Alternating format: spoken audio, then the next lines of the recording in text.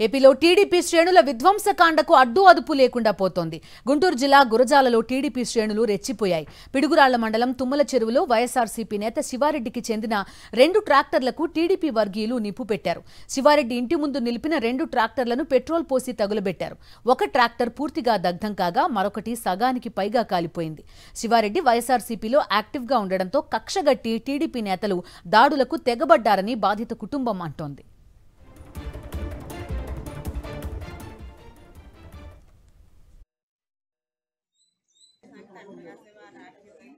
ఏపీలో టీడీపీ శ్రేణుల విధ్వంసకాండకు అడ్డు అదుపు లేకుండా పోతోంది. గుంటూరు జిల్లా గురజాలలో టీడీపీ శ్రేణులు రెచ్చిపోయాయి. పిడుగురాళ్ల మండలం తుమ్మల చెరువులో వైఎస్ఆర్సీపీ నేత శివారెడ్డికి చెందిన 2 ట్రాక్టర్లకు టీడీపీ వర్గీయులు నిప్పు పెట్టారు.